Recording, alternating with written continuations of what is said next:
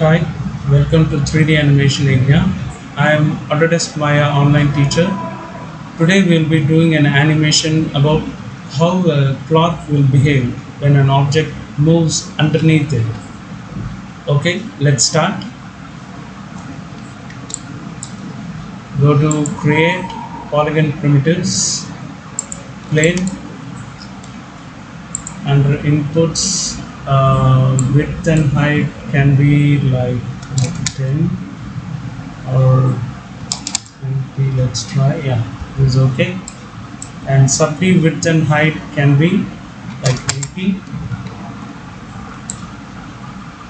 Now let's keep this plane little above, like 0.4. Go to front view and see that. No,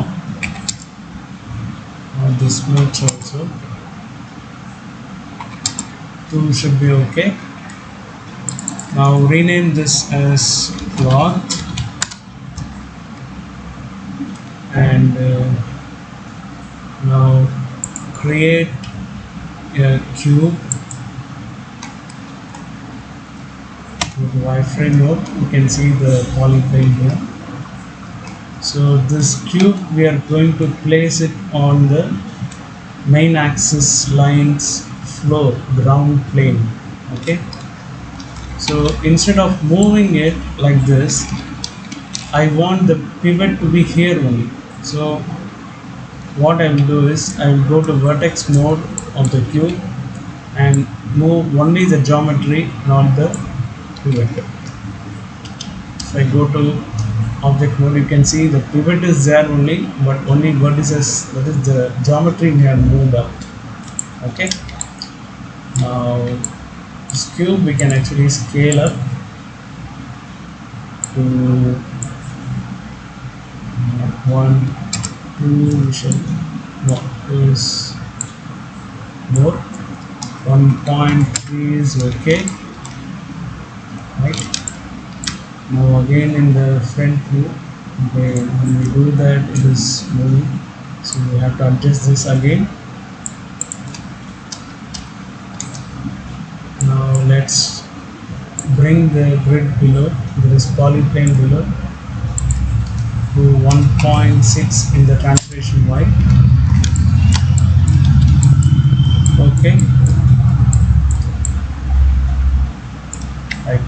Now let's rename this cube as like roller underneath.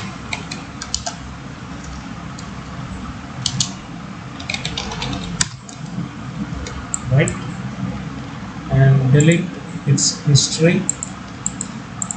Select the grid and delete its history too. Right, it's done. Now let's increase the frame range to 1 to 250 and go to settings. In the UI elements, no, in the time slider, change the frame rate to 30 frames per second, and here it should be the playback speed should be play every frame. It's already there. Now save it. Then let's apply the cloth, that is nCloth. Go to FX module, nCloth, create nCloth settings, edit reset settings, create cloth. We'll see a nucleus is being created and an nCloth node is being created. You can see the nCloth node here, and the nucleus is also there with the Newton gravity icon. Okay, let's play it and see. Rewind, play it. Yeah, it's simply moving down because the gravity is acting on it. Let's rewind it. and select the nucleus, go to its attribute, apply, switch on this ground plane. This is the plane, ground plane. I am switching on that. See what happens. Rewind and play it. It lies on their end. It lies on the ground. It considers the grid as ground. So we don't have to create a polyplane and make it as a ground. Just switching on the use plane in the nucleus will be enough. So next thing what we are going to see is like we should now the time attributes. The start frame is in 1. It should be minus, in the minus, like minus 50 or minus 100, like that.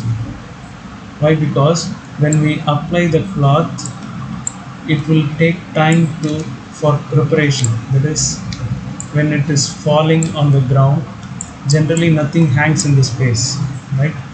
So when the cloth is hanging on in the space and it is about to fall on the ground, till that it should happen before the first frame. That is, in the minus sequence it should happen.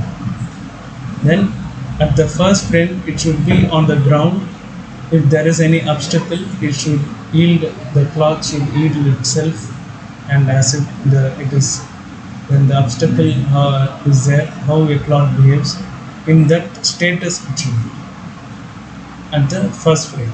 So for that we are putting here minus 100 in the start frame of the nucleus.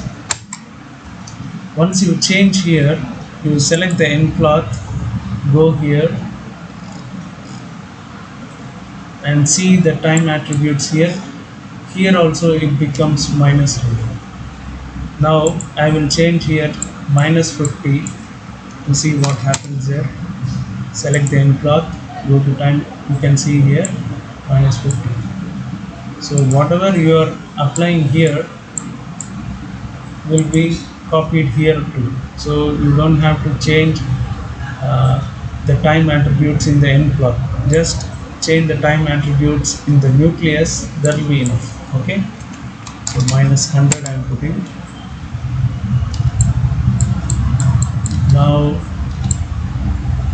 next thing is we have to create the obstacle out of this roller underneath cube.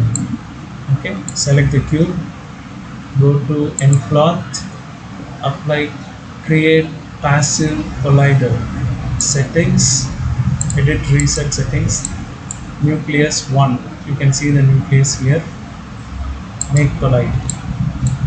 Okay. Now play and see what happens.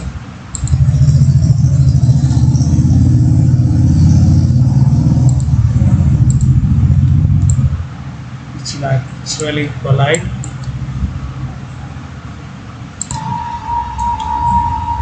Why it is not colliding is we have to change the frame rate here to minus 100, because we changed the start frame to minus 100 in the nucleus, right?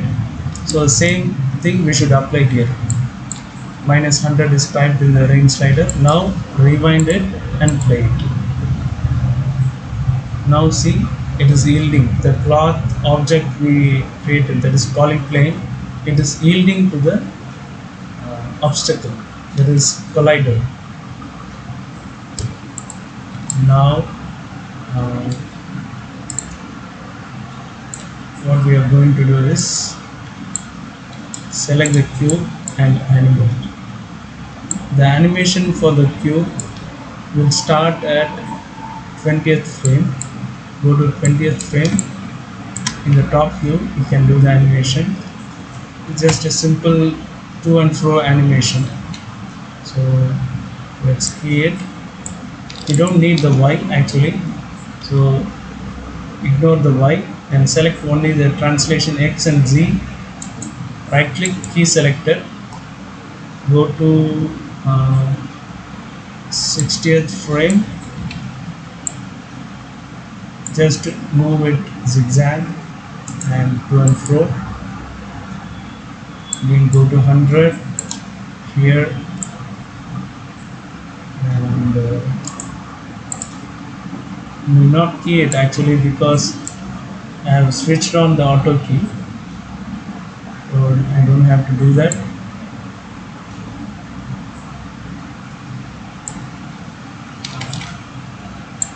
Let it be slow a bit.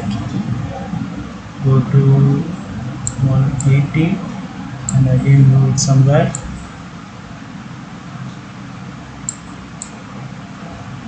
Let it not go too much out of the grid. Let it be inside this field itself. Okay. Let it not go out of this field, this line. Again move it here, and in here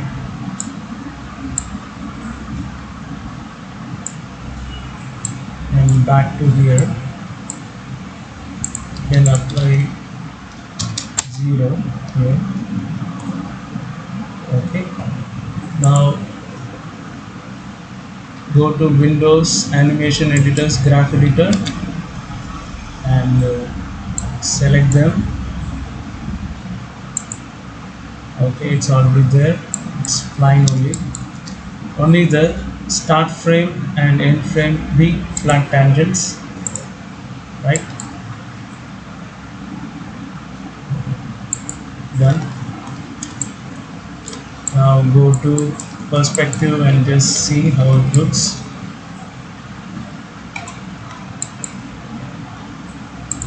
Rewind it and play it from the -100.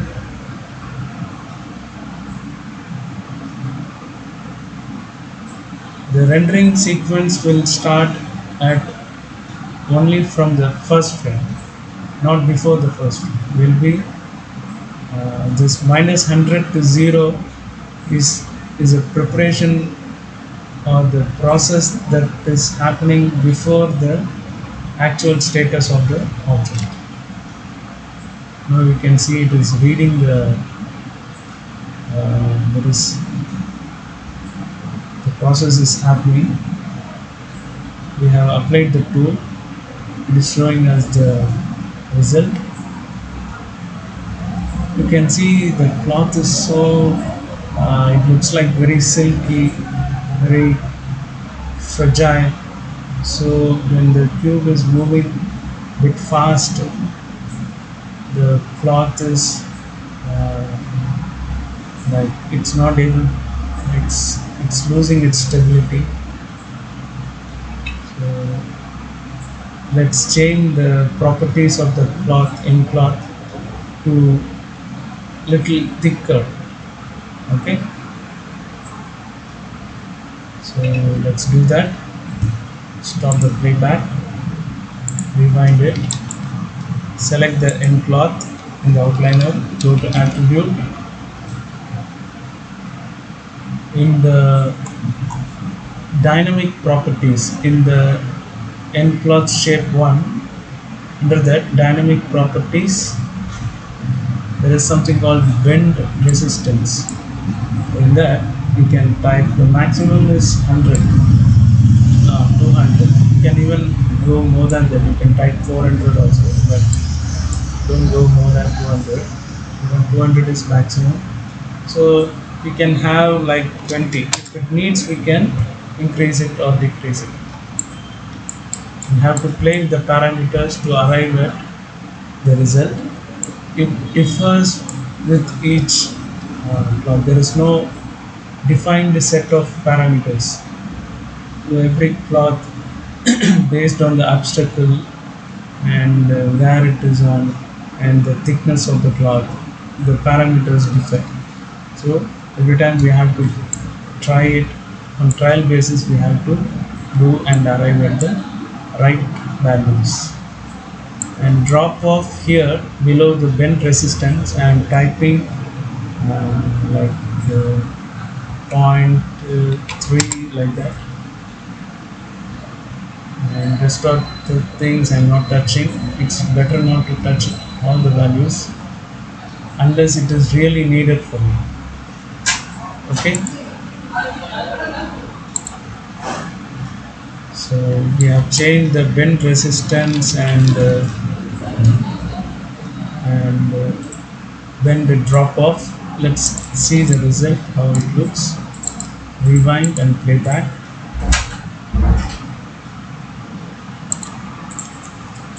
Okay, rewind it. Let's play back.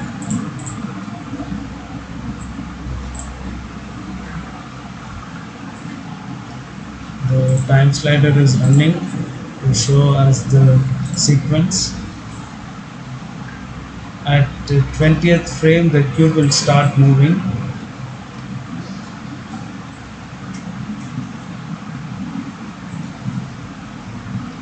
Now it has reached 30th frame. Yeah, the cube has started moving. See, before the cloth was getting affected so much because the bend resistance was too low. Now you can see, though there is some amount of movement in the cloth, there is reaction in the cloth, but still you can see it has reduced to major extent. Once it is getting affected by the cube, immediately it is going back to the original status, how it was before it is getting affected by the cube. So that is the role of bend resistance. That is where we used bend resistance and drop off.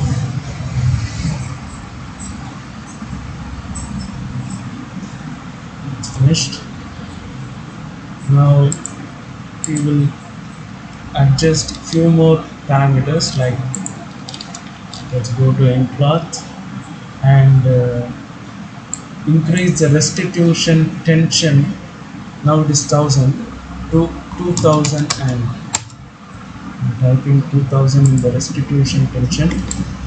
Let's see the effect. Rewind and play it.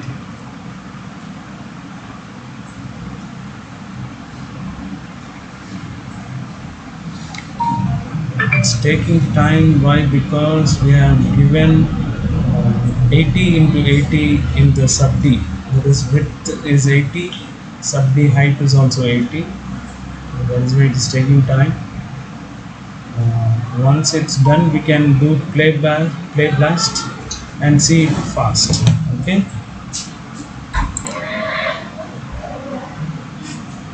Okay.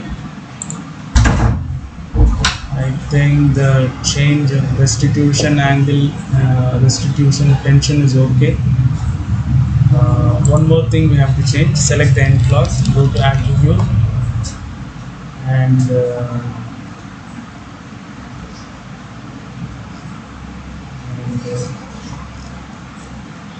go to caching and choose position and velocity, so that even the rate of change of velocity will also be cached, will also be recorded. This, okay. So position and velocity, and switching on. Then there is something called quality settings. In that, you are seeing maximum iterations is 10,000 and maximum self-collide iterations are 4. So if you increase this, you will get very good quality. That is, you won't see collisions between vertices. You can see, if I just if I do this line time slider, generally we should not, when you are doing effects, working on particles, nCloth, nHair, all these things, you should not do the time slider like this. You should never do that. It won't show the real effect because it cannot calculate in your mouse speed. At your mouse speed, it cannot calculate. It will calculate only in the real time. So we should not do the time slider and check the uh, dynamics effects animations. Okay, so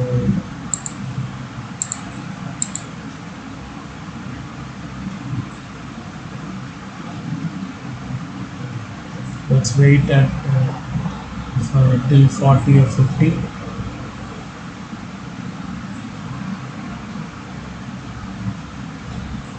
And there is a heavy movement in the cloth at the time. Sometimes the vertices may get intermingled, they don't collide properly. So to avoid that, we will have to increase the maximum self collide iterations. Suppose if I make the cube move very fast, then we will have to increase the maximum self collide iterations to at least to 10 or something. Only then it will be able to manage the collisions, intercollision. That is, inside the grid polyplane itself, there are many vertices, right? Inside those vertices, there won't be any intersection. Mesh intersection won't happen. To avoid that mesh intersection, we have to give self collide iterations. Iterations means repetitions. It will again and again check the repeatedly check the tool will repeatedly check the collisions and remove the collisions. It will work on the collisions to remove it. Unnecessary collisions it will remove. So in our case, we default value, which is 4, is okay. Okay, let's stop it. Then select the nucleus, and there also you'll find the solver attributes under that substeps. The substeps we can increase, whether it is small animation or big animation. We can increase this at least to 4 or 5, and iterations can be 4, but we already saw that. This same quality settings is there in the nCloth too. So I am adjusting here because substeps are here only. Only in the nucleus we can find the substeps. I have increased it to 5 from 3. Okay, let's play it and see.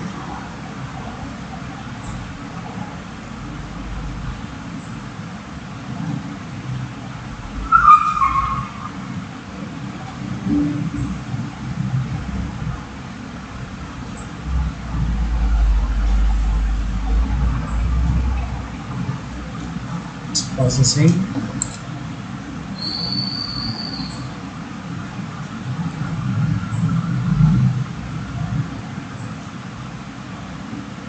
You can see its quality. It's though it's subtle, but still you can see the quality it is with which it is calculating. So many iterations it is doing, and substeps means you won't see the cube's edges outside. Though it is very sharp, you won't see the cube's edges. If you decrease the substeps to 1 or something, you will see the cube's edges. It won't look real again. So for that purpose, we have to increase the substeps to 5. Okay, you can stop the playback. Now I feel this is okay. What we have to do is assign the shader and do the cache, and finally bake the animation. Okay, let's assign the shader for this. Go to assign new material, select the Arnold standard surface, and I have a texture already made in Photoshop. That texture I am going to apply not in the color channel under base, but in the under the geometry. There is something called bump mapping. So there I am going to apply. Go to file, decrease the bump depth to 0.1. If it needs, we can increase later. Go to image name, file.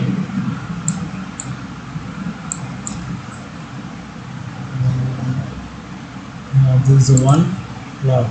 You can see that this is the texture I'm going to apply.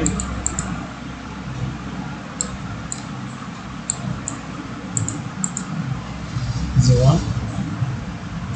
Open.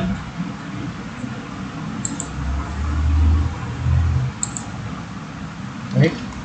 Now go to 6 mode, that is texture mode.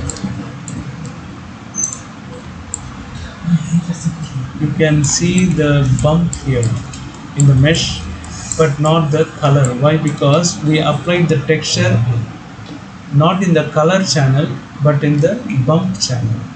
So only it reads only the darkness and brightness in the texture. Wherever there is darkness, it will make the bump in the mesh. Wherever wherever there is darkness, it will make the dip in the mesh. Wherever there is brightness, it will make a bump out of it in the mesh. Okay, let's go to shader again. Select the standard surface. Go to color. Now we are going to apply the color. In the color channel, we can choose like yellow color. Let's see how it looks. Okay, this is fine. And diffuse roughness can be like 0.3. Okay, right. Now we did not apply shader to this cube because it won't be seen.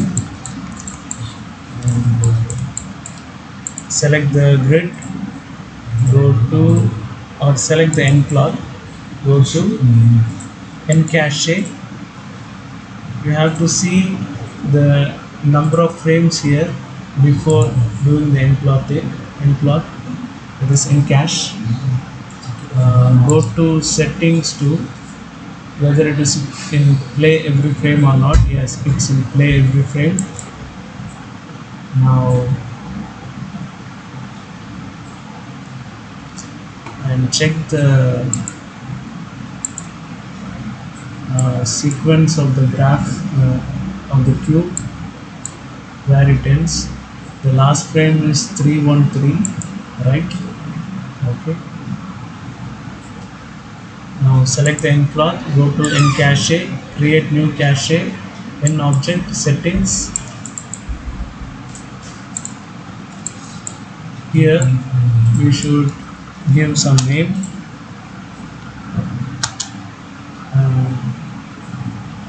Like underneath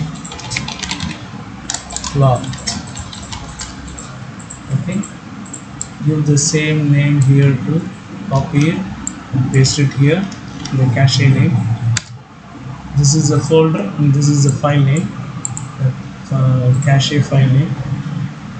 I'm choosing one file, one single file. Okay, now say create. Now it's going to start the process. You can see it is processing. Every frame it is reading.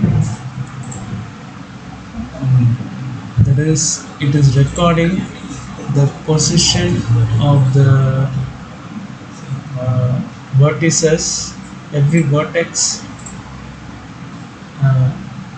in the time frame.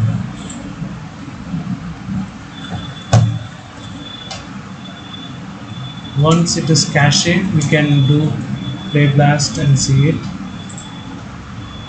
You can see it is progressing.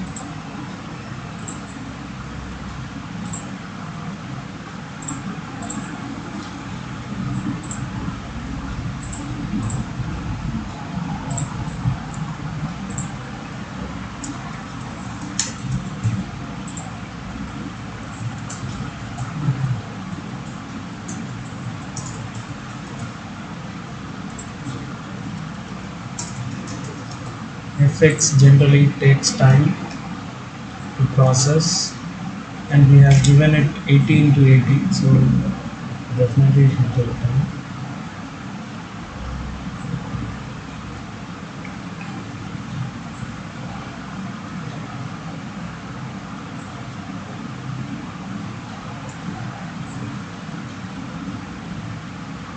That's done. Now cache is done. Once it's done, you can go to settings preferences and change the playback speed to 30 fps, which we set here already. Frame rate is 30 fps, right? So same, you can set it here too. Save it. Now you can do the timestamp, not before caching. Okay, it's very important for the person who is working in the effects.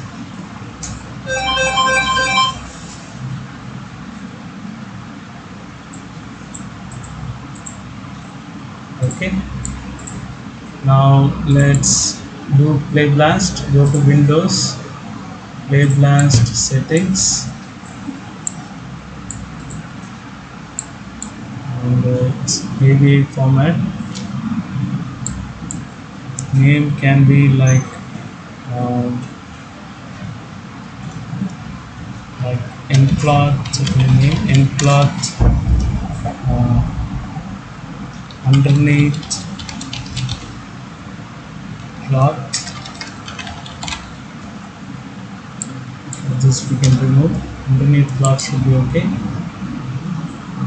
Yeah, play blast.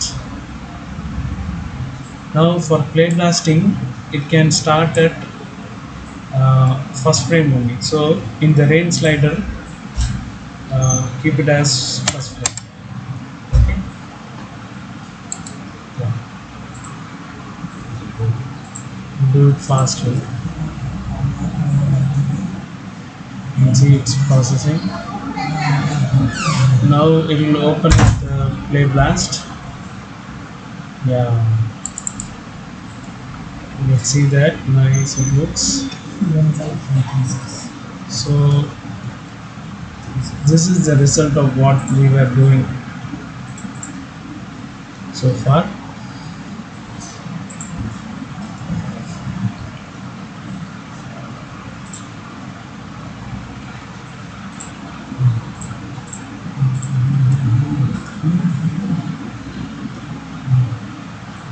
So now we shall just render and see how it looks.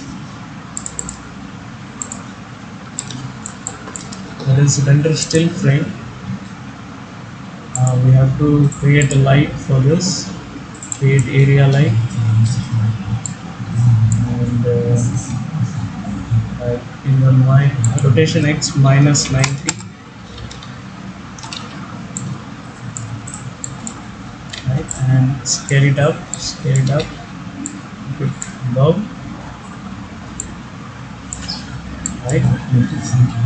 Now go to its attribute and switch off the normalize, intensity more,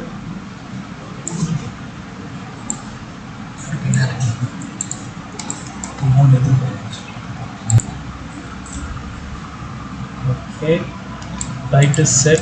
Now let's render and see.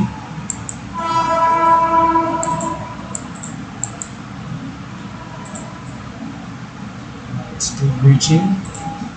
Let's go to light settings and decrease the intensity.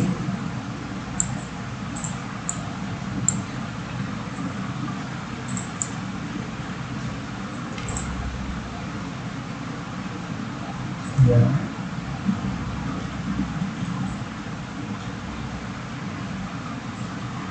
Okay. And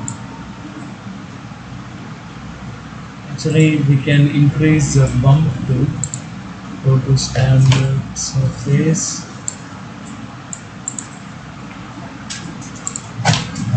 If you want, you can increase the specular little, increase the roughness, decrease the IOR little, and increase the bump value on 2.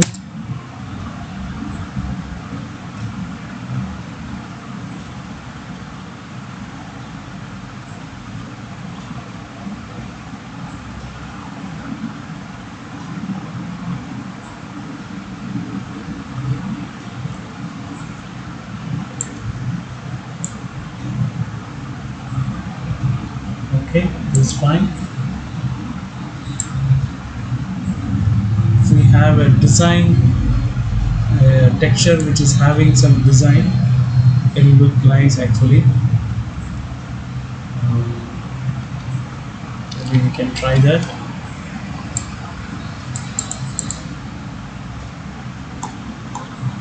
Go to color channel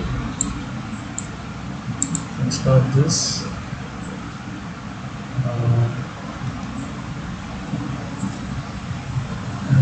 The procedural texture we can try.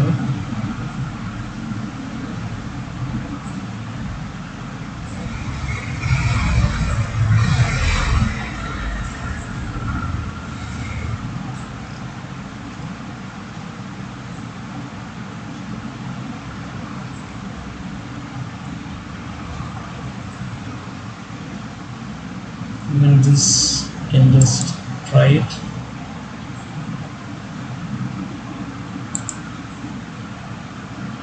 Yeah, and still is fine.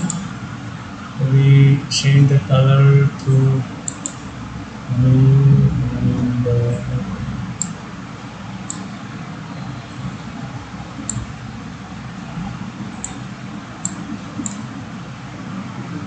and this one can be like red.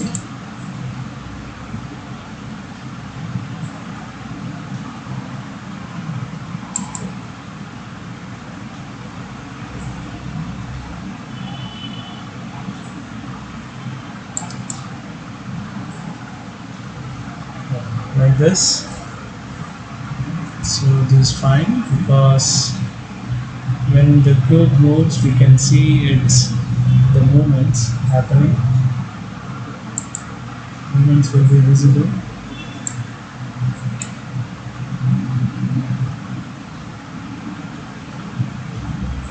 Okay, right, let's play blast to this and see.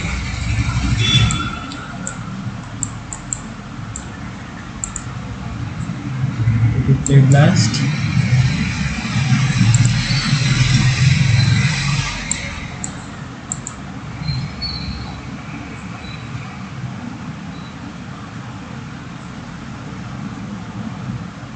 It's nice. More visibility is there.